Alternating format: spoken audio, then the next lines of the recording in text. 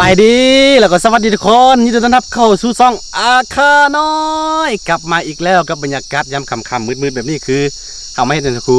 มาจับแมงจีนูนเฮามาจับแมงจีนูนเด้อทุกคนเด้อเป็นอาหารสั้นเลิศแหละมันจะมีโปรตีนสูงพี่น้องเอ้ยเชื่อว่าหลายคนอาจจะเคยกินเนาะโตแบบนี้เด้อเด้อเบิ่งนี่แมงจีนูนพี่น้องเอ้ยแมงจีนูนนี่แหละคือฤดูแบบนี้เนาะฤดูฝนแบบนี้มันจะมีเนาะหลายมันสิจับตามต้นไม้ยามกลางคืนเด้อทุกคนเด้อดีแท้ในท่าเขามีอัน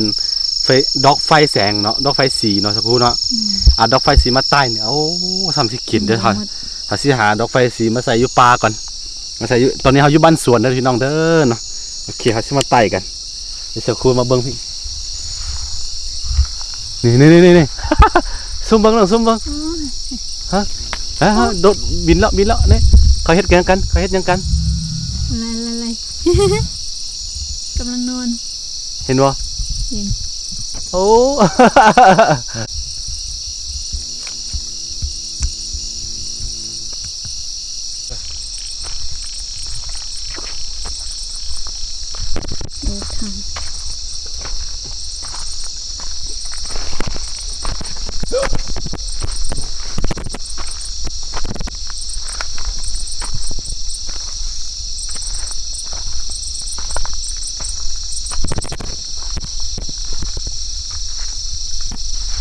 นี่บ่นี่ต้นหน่อยก็เอาเนาะเฮาหาดอกไฟสีมาใส่ฮะนี่มีวะต้นหน่อยใช่ต้นหน่อยก็เอาต้นหน่อยก็เอาโอ้ยตกแล้วนี่มันจะมีแมงจีนูนนี่มันจะมีหลายชนิดคือตัวนี้ตัวน้อยก็เอานี่ก็แซ่บมันจะมีตัวใหญ่แต่ว่าส่วนเราอยากได้ตัวใหญ่หลายกว่ามันตกอยู่ลมหันยังมีอยู่ตัวน้อยบักหลายนี่เจ้าเอาตัวน้อยก็ได้ตัวน้อยก็แซ่บตัวน้อยบ่ไหวที่บ่พอกินติ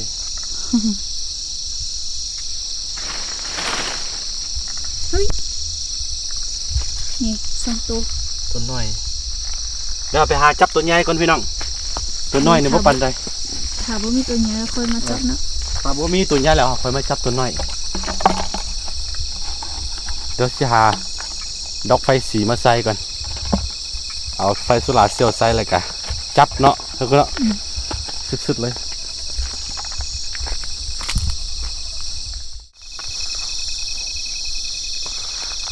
นี่บ่ถ้าว่ายามฝนตกเนี่ยมันมีหลายพี่น้องนี่อันนี้คือห้องห้อยที่มันกินแมงจีนูนเอาเก็บตามส่วนนี่แหละนี่คือห้องห้อยมันกินมันมีบ่ฝนแล้วก็บ่ค่อยออกนี่มีเจ้าชอบต้นไม้อื่นก็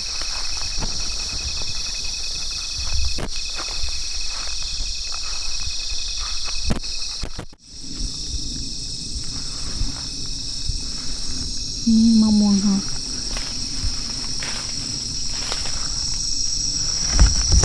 โอ้เป็นมากหลายเด้คนละพฤติกรรมหลายคือไก่กินดูดิจริง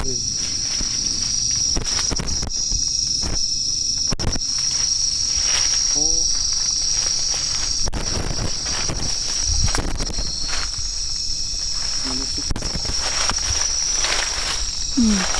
อยู่ไก่นิดหน่อยมากินกินแล้วนะนี่คือมะม่วงเจ้าของเก่าเจ้าของเดิมเขาปลูกไปเนาะเราก็ได้กินตอนนี้เจ้าของมันตายไปแล้วเจ้าของเก่าได้ตายเจ้าของมายังอยู่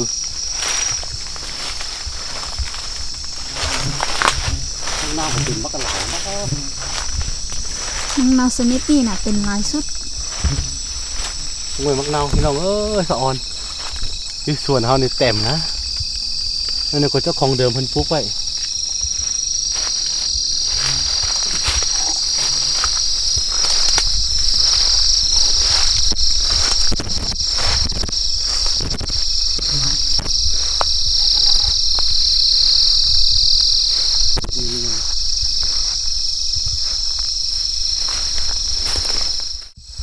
นั้นเอา มามองพี่ตัวอย่างนี้ อุ้ย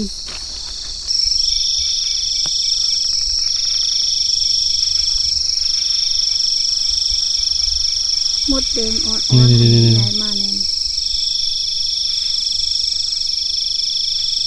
โอ้แมงมันเอานั้นน่าจะกินได้เว้ย บ่เห็นแผล เห็นอ่ะ เห็น เด้อใส่เด้อ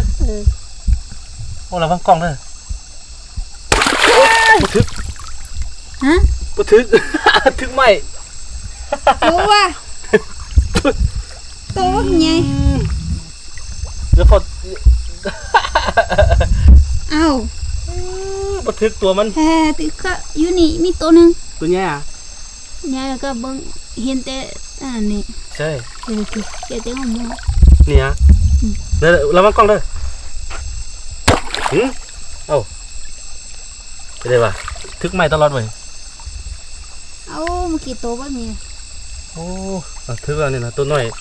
คาดแล้วเลย โอ้ ตัวบักใหญ่ หันไอ้ส่วนก็ถือแค่ละ บ่ถึกนะถึกไหมตัวนี้เนี่ยก็เด่นเป็นแซวโอ้ โอ้ มาตรงมา โอ้แสง จะได้อาหารก็ยากปลาตัวนี้ร้ายนี่ปลานี่นะเขาเป็นปลายังวะคือปลาอีคือปลาไหลแต่ว่าบ่แม่นโอ้ยตกแล้ว คือปลาไหลแต่บ่เป็นปลาไหลงาอยู่ มันจะอยู่บกตมนี่เบิ่งมันกู ฉลาดสุดเนาะ สลาดสุดไวกว่าลูกปืน มันซื้อเบิ่ง ปลาแล้วย้ายสุดตายไปทุก เดี๋ยวดูทุกคนปลาคอยบักไงให้ไปซะแล้ว ฟันทึกไหมบ่ทึกตัวมัน โอ้มันก็อยู่เขตนี่แหละ ตายละ ปลาคอยเอาไปสิไปไว้นี่ โอ้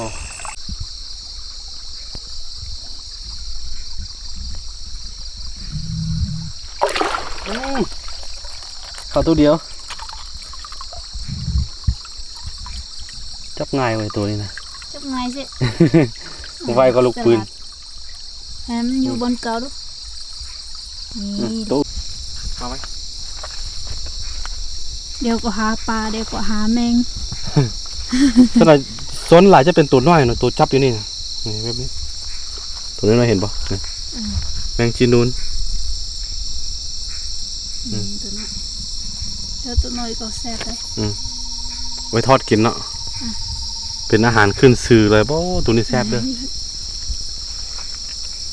แมงจีนูน แมงจีนูน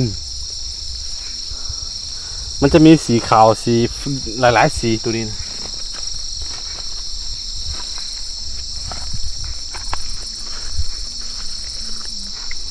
นี่เมนมั้ยนี่เห็นปะนี่ อืมโอ้ไรแท้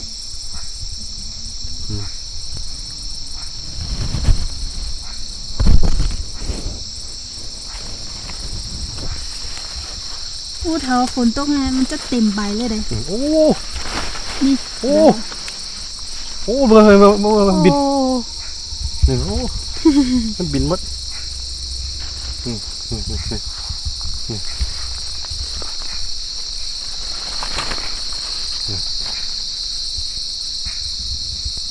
มันบินไว้เห็นปะ เห็นแสงไฟแล้วก็บิน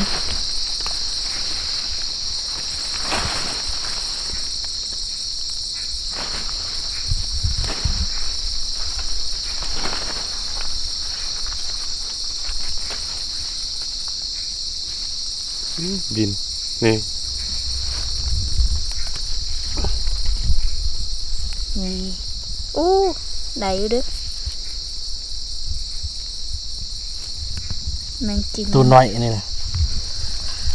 ตัวหน่อยบ่แซ่บคือสามตัวใหญ่ แซ่บใช่ปะ อันบ่มัน บนมัน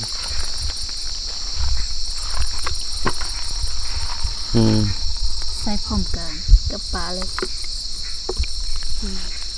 ปลาของเรา เอาหมดละ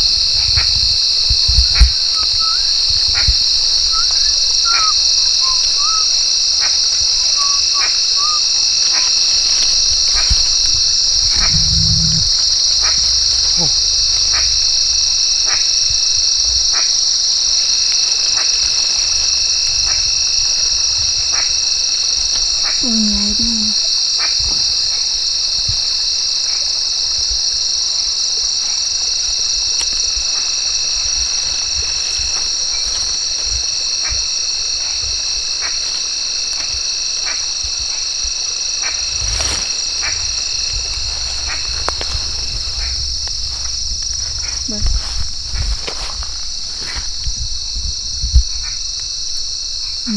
นี่ตัวใหญ่แซ่บโอ้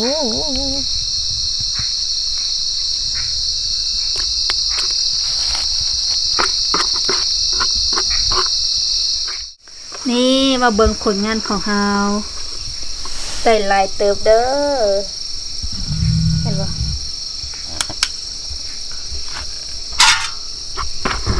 โอ้เยอะแยะ อันนี้คือปลา ปลากัง ปลาก้าง ปลากังหลายเนาะ อยู่น้องนี่มีแต่ปลากัง คือต้องได้เอาปลาก้างออกเพราะสั่นมันเวลาเขาเลี้ยงปลามันสิกินปลาน้อยหมดหาต้องได้เอาออกโอ้ได้หลายเด้อปลาได้กินฮอดแล้วเดี๋ยวฮอดหน้าฝนแล้วจะเนี่ยพี่น้องเอ้ยเนาะกินฮอดช่วงอัน บรรยากาศเก่า บรรยากาศเก่าๆผ่านไปปีหนึ่งแล้วหมุนเวียนกับปีหนึ่งแล้ว ๆโอ้ได้หลายอยู่ได้อ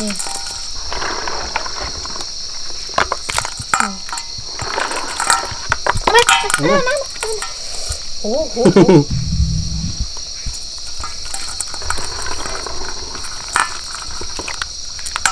หลายๆเติมหอยนี่แกงอ่ะเด้อกินแกงหอยโอ้หลายๆเติมพี่น้อง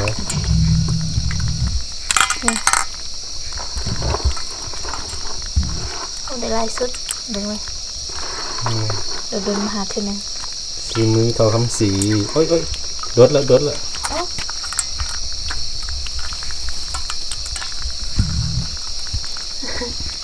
เอาใส่นี่อีกก็ใส่ไว้นี่เนาะโดดเอาตัวใหม่ใส่ แมงจีนุ่นเขาได้หลายป่ะ ไอ้นี่พอได้กิน แมงจีนุ่นเขาได้กิน เห็นบ่ พอจืน โอเคนี่แหละทุกคนนะหาอยู่หากินอยู่ภูอยู่ปลาช่วงนี้บ่ได้มาเนื่องจากว่าเขาค้าเห็ดบ้านเห็ดเนาะ เลยบ่ได้มาเดี๋ยวหน้าฝนเริ่มแล้วที่ได้มาแล้วถ้าเขามาเลี้ยงปลาพี่นี่อย่างก็เลี้ยงควายเป็นอย่างพี่เนาะ